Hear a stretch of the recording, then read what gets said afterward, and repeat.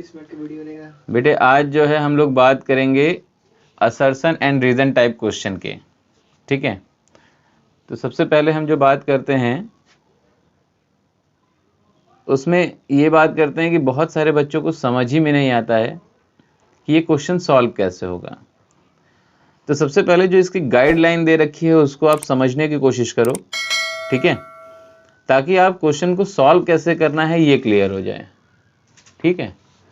तो सबसे पहले हम बात करेंगे कि भाई डायरेक्शन क्या है इसका। So in each of the following question two statement are given, मतलब कि इसमें दो स्टेटमेंट आपको दिया है। पहले स्टेटमेंट को उसने असर्शन मतलब ए लेवल से डिनोट किया है, और जो दूसरा है आपका वो है आर से डिनोट किया है, जिसको रीजन कहेंगे हम, ठीक है। Now select the correct answer of these question from the code A, B, C, D as given below. Now, A means what? Both assertion and reason are correct and R is correct explanation of A. तो इसको आप ऐसे समझो बेटे कि जैसे मान लो A कोई क्वेश्चन करने वाला है, कोई पर्सन है जो क्वेश्चन कर रहा है, और R जो है उसका आंसर दे रहा है। तो A ने जो क्वेश्चन पूछा है वो भी लॉजिकली सही हो, और आर ने जो आंसर दिया है वो भी लॉजिकली सही हो, और क्वेश्चन जो पूछा गया है उससे रिलेटेड अगर आंसर दे रहा है, मतलब जो क्वेश्चन है, जैसे सपोज करो कि मैंने पूछा कि व्हाट इज योर नेम, तो फिर आपने बोला कि my name is XYZ something, तो आपने उसने क्वेश्चन भी सही पूछा और आपने आंसर भी सही दिया, और उस क्वेश्चन से रिलेटेड आपने आंसर दिया है। इट मीन्स कि जो आंसर है वो क्वेश्चन पे बेस्ड था, तो उसका एक्सप्लेनेशन क्या हो गया, सही है इसका मतलब। तो सही है तो जो आपका ऑप्शन होगा वो ए होगा। लेकिन अगर वहां पे क्वेश्चन ये है कि भाई what is your name, answer है मोहन, बट जो मोहन है वो उसके फादर का नाम है, तो क्वेश्चन भी सही था what is your name, answer भी उसने सही ही दिया है क्योंकि नाम तो बताया ना, नेम, ठीक है। लेकिन क्या है उसका जो है करेक्ट एक्सप्लेनेशन नहीं हो, उसने अपना नाम नहीं बताया, ठीक है। तो इसलिए जो है वहां पे ऑप्शन हो जाएगा बी, मतलब जब क्वेश्चन से आंसर जो मैच नहीं करे, मतलब क्वेश्चन कोई और कहीं से हो, आंसर कहीं और से हो, और दोनों लेकिन सही हो, लेकिन दोनों एक दूसरे को एक्सप्लेन नहीं कर रहे हो, तो वहां पे ऑप्शन हो जाएगा बी। ऑप्शन सी में क्या होगा कि क्वेश्चन तो सही होगा, मींस असर्शन सही होगा, बट जो रीजन दे रहा है, क्वेश्चन का आंसर जो मिल रहा है वो रॉन्ग हो जाए, तो ऑप्शन सी होगा। और ऑप्शन डी के लिए होगा कि भाई क्वेश्चन ही गलत है लेकिन जो आंसर है वो क्या है, करेक्ट है ना। क्वेश्चन उसने गलत तरीके से पूछा या गलत पूछा है, लेकिन जो आंसर है वो क्या हो जाए, करेक्ट हो जाए। तो इस तरीके से आपके पास चार ऑप्शन मिलेंगे, जिसमें से फिर से मैं रिपीट कर रहा हूं कि असर्शन और रीजन दोनों सही है और इस एक दूसरे को वो एक्सप्लेन करते हैं, तो ऑप्शन ए। असर्शन और रीजन दोनों सही है लेकिन एक्सप्लेनेशन नहीं सही है, तो ऑप्शन बी। अगर असर्शन सही है रीजन गलत है, ऑप्शन सी। असर्शन ही गलत है रीजन सही है, तो ऑप्शन नंबर डी। ये एक डायरेक्शन है जिसको आपको फॉलो करना है। अब आपके सामने क्या मिलेंगे, क्वेश्चन नंबर 1 आपको असर्शन मिलेगा, रीजन मिलेगा, और उसके बाद 4 ऑप्शन होगा जिसमें सिर्फ और सिर्फ ये लिखा रहेगा ABCD, नथिंग्स टू एक्स्ट्रा। तो आपको चूज करना है कि क्या असर्शन सही है, रीजन सही है, एक्सप्लेनेशन सही है कि नहीं है, कि असर्शन ही गलत है कि रीजन गलत है, ठीक है। तो आइए चलिए बात करते हैं क्वेश्चन नंबर 1 पे। So assertion is given there a parasite draws its food from the living organism. बड़े ध्यान से समझने की कोशिश करेंगे कि असर्शन क्या बोला कि a parasite draws its food from a living organisms. तो आप सभी को मालूम है कि पैरासाइट्स जो होते हैं वो लिविंग ऑर्गेनिज्म से ही फूड्स लेते हैं, क्योंकि parasites are those organism that depend on the other living organisms. Now reason, the organism which provides food to parasites is called host. अब इसका पैरासिटिक ऑर्गेनिजम्स का जो मतलब असर्शन वाला पोर्शन है उससे इसका रिलेशन आपको नहीं दिख रहा है, क्योंकि यहां पे एक बात क्या कर रहा है, यहां पे वो ये बताने की कोशिश कर रहा है कि ऑर्गेनिजम्स जो होते हैं, जो फूड प्रोवाइड करते हैं पैरासाइट्स को, वो होस्ट कहलाते हैं। लेकिन पहले क्वेश्चन में उससे उसका कोई रिलेशन था ही नहीं। तो यहाँ पे आपका ऑप्शन हो जाएगी भाई, क्वेश्चन भी सही है, असर्शन सही है कि जो पैरासाइट्स होते हैं वो लिविंग ऑर्गेनिजम्स से फूड लेते हैं, और दूसरा ये भी सही है कि जो ऑर्गेनिजम्स होते हैं which provides the food to parasites, so that is called the host. लेकिन दोनों का एक्सप्लेनेशन सही नहीं है। तो हम यहाँ पे कह सकते हैं कि जो ऑप्शन नंबर बी होगा, assertion is correct, reason is correct, but they could not be giving the explanation to the assertion. ठीक है, मतलब जो आर है वो करेक्ट एक्सप्लेनेशन नहीं है ए का। क्लियर? आ जाइए क्वेश्चन नंबर सेकंड पे। Assertion, amoeba has holozoic nutrition. ठीक है भाई, अमीबा जो है होलोजोइक न्यूट्रिशन है, सबको मालूम है। ठीक है, next, reason is what? Human beings are saprotrophs. Reason साफ साफ दिख रहा है बेटे, गलत है, क्योंकि ह्यूमन बीइंग्स भी होलोजोइक न्यूट्रिशन को परफॉर्म करता है। अमीबा यूनिसेलुलर में परफॉर्म करता है, तो ह्यूमन बीइंग मल्टीसेलुलर में परफॉर्म करता है। तो यहाँ पे असर्शन सही है, बट रीजन क्या हो गया? रॉन्ग हो गया। तो option number C is the correct one. Now question number third, assertion salivary amylase is present in saliva. बिल्कुल सही बात है भाई कि सलाइवरी अमाइलेज कहाँ प्रेजेंट होता है? हमारे सलाइवा में प्रेजेंट होता है। नेक्स्ट, रीजन क्या कह रहा है? रीजन कह रहा है कि it convert the starch into sugar, that is also correct. ठीक है, ये भी क्या है? एकदम सही बात है कि भाई ये स्टार्च को शुगर में कन्वर्ट करता है। लेकिन क्या इस दोनों लाइन का एक दूसरे से कोई रिलेशन है? आंसर होगा नहीं। क्यों? क्योंकि ये तो ये बता रहा है कि सलाइवा में कौन सा एंजाइम पाया जा रहा है। ठीक है, इसके बाद वो क्या बात कर रहा है कि एंजाइम्स बताने के बाद रीजन दे रहा है कि it converts the starch into sugar, इसलिए वो पाया जा रहा है। ना, इसका कोई रिलेशन ही नहीं है उसके साथ। ठीक है, तो यहां पे होगा कि असर्शन सही है, रीजन सही है, बट एक्सप्लेनेशन गलत है। ठीक है, आइए क्वेश्चन नंबर 4 पे बात करते हैं। Assertion, nucleus is the main site of photosynthesis. Nucleus is the main site of photosynthesis, assertion ही गलत है। जब असर्शन ही गलत है बेटे, तो आगे पढ़ने की कोई जरूरत ही नहीं है। ऑप्शन नंबर डी मार के आगे बढ़ जाइए फटाफट। ठीक है, don't waste your time. Next question number 5, assertion HCl present in stomach helps from corrosive action in digestion of food. Again I repeat it, HCl present in the stomach helps from corrosive action in the digestion of food, that is correct. Mucus protects inner lining of stomach by corrosive action of acid, that is also correct. But इसका कोई relation नहीं है आपस में। HCl corrosive nature दे रहा है, stomach में पाया जा रहा है, भाई म्यूकस भी प्रोटेक्ट कर रहा है कोरोसिव नेचर से, क्योंकि एसिड उसमें होगा। दोनों का रिलेशन कहाँ है? नहीं दिख रहा मुझे। ठीक है, ऑप्शन बी, दोनों सही हैं बट एक्सप्लेनेशन सही नहीं है। Next question number 6, assertion, in the day time carbon dioxide generated during respiration is used up for photosynthesis. Correct, सही बात है भाई। Reason, there is no carbon dioxide releases during day time. क्या दिन में कार्बन डाइऑक्साइड नहीं release होता है? तो इसको समझने के लिए फिर से मैं क्वेश्चन रिपीट कर रहा हूं। इन the day time carbon dioxide generated during respiration, सही बात है भाई, फोटोसिंथेसिस के साथ साथ रेस्पिरेशन भी करेगा ही वो डे टाइम में। ठीक है, reason, there is no carbon dioxide releases during day time.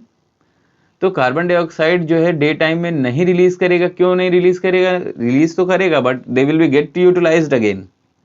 ठीक है, तो उससे जो उसके मार्किंग हो जाएंगे। यहाँ पे जो इनके थीमेटिकल थीम्स हैं वो ये कहना चाह रहे हैं कि जो डे टाइम में कार्बन डाइऑक्साइड जनरेट किया वो रेस्पिरेशन में क्या कर ले रहा है? यूज्ड अप कर ले रहा है फोटोसिंथेसिस के दौरान। इसका रीजन ये दे रहे हैं, क्या क्या क्यों कर ले रहा है? Because there is no carbon dioxide releases during day time. तो वहां पे जब वो यूटिलाइज कर लेगा तो रिलीज कहां कर पाएगा? ठीक है, तो यहां पे असर्शन भी सही है, रीजन भी सही है, एक्सप्लेनेशन भी सही है। फिर से ध्यान से क्वेश्चन को समझो। इन the day time carbon dioxide generated during respiration, correct बात है भाई, and used up for the photosynthesis, क्योंकि वो फोटोसिंथेसिस में यूज हो जाता है। क्यों हो जाता है? रीजन दे रहा है, because there is no carbon dioxide releasing during the day time, क्योंकि वहां पे क्या हो रहा है? डे टाइम में कार्बन डाइऑक्साइड को रिलीज नहीं कर पा रहा है। क्यों? क्योंकि वो उसको यूज्ड अप कर ले रहा है ना, ठीक है। So option number A is the correct one. आइए क्वेश्चन नंबर 7 पे मूव ऑन करते हैं। So question number 7, assertion raw materials needs for photosynthesis are carbon dioxide, water and minerals। सही बात है भाई, ठीक है, रॉ मटेरियल में सारी चीजें होती हैं। Nutrients provide energy to an organism, ये भी सही बात है कि ऑर्गेनिजम्स को एनर्जी न्यूट्रिएंट्स ही प्रोवाइड करता है, लेकिन इन दोनों का आपस में रिलेशन तो नहीं दिख रहा है मुझे कहीं। Option B. Now question number 8, assertion digestion breaks large complex molecule to simple smaller molecules which can be easily absorbed। Correct, एकदम सही बात बोल रहे भाई, ठीक है, कि आपका जो डाइजेशन होता है वो कॉम्प्लेक्स मॉलिक्यूल को सिंपल मॉलिक्यूल में कन्वर्ट कर देता है ताकि वो इजीली एब्जॉर्ब हो जाए। Now reason, digestion is necessary for absorption of all molecules. ऐसी कोई बात नहीं है, सारे मॉलिक्यूल्स को एब्जॉर्ब करने के लिए डाइजेशन हो जरूरी नहीं है, ठीक है।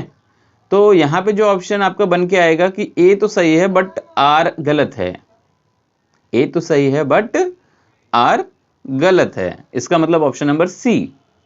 Now question number 9, muscles of stomach wall possess thick layers of muscles.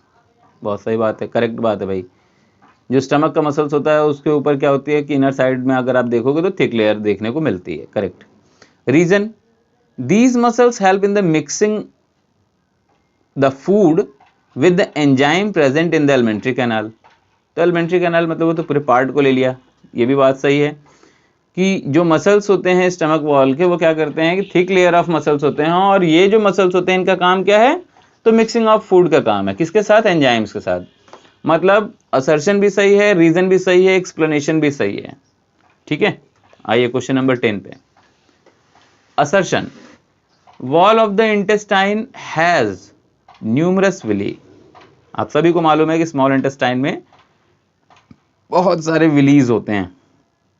Now question number 10 का reason, these villi increases the surface area of digestion. No, ये तो सरफेस एरिया इंक्रीज तो करता है लेकिन for not digestion, they are absorption, correct ना।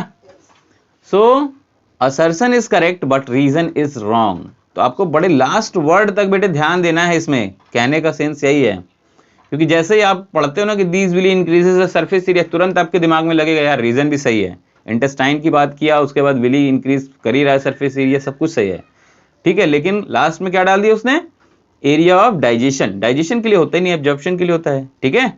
तो her last word तक आपको एकदम बड़े कंसंट्रेट होकर क्वेश्चन को पढ़ोगे तभी आप असर्शन रीजन टाइप के क्वेश्चन को सॉल्व कर पाओगे, वरना एक वर्ड आपके ऑप्शन को बदल देगा। तो यहां पे आपका असर्शन सही है, रीजन गलत है, option number C is the correct. Question number 11, assertion autotrophic nutrition occur in green plants. Correct है भाई, फोटोसिंथेसिस करता है ग्रीन प्लांट तो ऑटोट्रॉपिक न्यूट्रिशन होगा। तो फोटोसिंथेसिस क्यों करता है भाई, क्योंकि green plants self manufacture their food, that's why the reason it is called the autotroph. So question में असर्शन भी सही है, रीजन भी सही है, एक्सप्लेनेशन भी सही है, सब कुछ सही है, तो ऑप्शन नंबर 1 सही है, ठीक है। क्वेश्चन नंबर 12 पे आते हैं।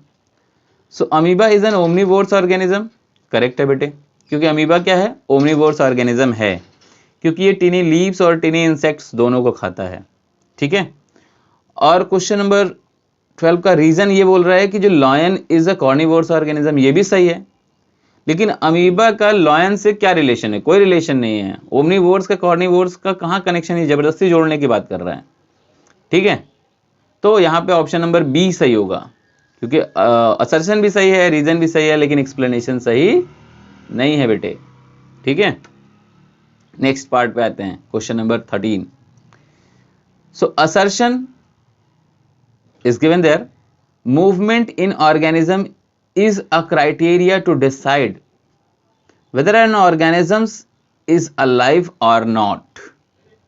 सही बात बोल रहे हैं, मतलब जो मूवमेंट किसी भी ऑर्गेनिज्म का होगा वो क्या करेगा, उस ऑर्गेनिज्म की कंडीशन पे डिपेंड करेगा कि क्या वो जिंदा है कि मर गया है, ठीक है। तो असर्शन सही है। रीजन पे आते हैं, life process are essential for maintaining life. यार ये भी बात सही बोल रहे हैं, ठीक है, लेकिन दोनों का मूवमेंट का ऑफ ऑर्गेनिज्म का और life process maintaining of life के लिए जरूरी है, इसका आपस में कोई रिलेशन नहीं है बेटे। इसलिए option number B is the correct one regarding the question number 13। Question number 14, assertion photosynthesis is a build up process. सही बात है, फोटोसिंथेसिस क्या कर रहा है, बिल्ड अप प्रोसेस मेंटेन करता है, किसके लिए, प्लांट्स के लिए। Reason, the process of photosynthesis occur in chlorophyll, no, in plant, in leave, ठीक है। क्लोरोफिल तो एक उसका क्या हो गया, हम बोल सकते हैं पिगमेंट है ना वो तो, ठीक है। तो असर्शन तो सही है बट रीजन गलत है, option number C. Question number 15, question number 15 ये कह रहा है बेटे कि क्वेश्चन नंबर 15 पे आते हैं बेटे। क्वेश्चन नंबर 15 का असर्शन कह रहा है कि भाई bile juice is essential for emulsification. एकदम सही बात है। इमल्सिफिकेशन का प्रोसेस आपको मालूम होना चाहिए कि जो लार्ज फैट ग्लोब्यूल्स या मॉलिक्यूल्स होते हैं उसको स्मॉल फैट ग्लोब्यूल्स या मॉलिक्यूल्स में कन्वर्ट करने का जो प्रोसेसिंग होता है उसी को इमल्सिफिकेशन कहते हैं, ठीक है। और ये किसके थ्रू होता है, तो बाइल जूस के थ्रू होता है। तो बाइल जूस कंटेन्स एंजाइम्स, भाई बाइल जूस खुद एंजाइम है, उसको कंटेन करने की क्या जरूरत है एंजाइम्स को, ठीक है। सो रीजन गलत है, असर्शन सही है, ऑप्शन सी सही है, ठीक है। तो काफी सिंपल कॉन्सेप्ट है बेटे असर्शन और रीजन को पकड़ने का, ठीक है। अगर असर्शन सही है, रीजन सही है, एक्सप्लेनेशन मैच करे तो आप बोल सकते हैं, है ना, तो आप बोल सकते हो कि ऑप्शन ए सही होगा। असर्शन रीजन दोनों सही है, एक्सप्लेनेशन ही नहीं है, मतलब एक दूसरे से को रिलेटेड नहीं है, तो बी हो गया। असर्शन सही, रीजन गलत, सी हो गया। असर्शन ही गलत हो गया तो फिर रीजन पढ़ो ही मत, ठीक है। अगर फुल्ली कॉन्फिडेंस हो कि असर्शन गलत है देन रीजन पढ़ के अपना टाइम मत पास करो, ठीक है। ऑप्शन डी लगा के आगे बढ़ जाओ। तो आज के लिए बस इतना ही। असर्शन और रीजन का एक स्टेप, ऐसे ही 2-3 स्टेप्स में हम लोग असर्शन रीजन को समझेंगे, अलग अलग पार्ट में सेम चैप्टर के, ठीक है। नेक्स्ट पार्ट में जब मैं आऊंगा असर्शन रीजन लेके तो रेस्पिरेशन से रिलेटेड होगा, यहाँ पे बस न्यूट्रिएंट्स और डाइजेशन से रिलेटेड था, ठीक है। तो इस तरीके से आप प्रैक्टिस करते रहो, जहां डाउट्स हो कमेंट करना, ठीक है।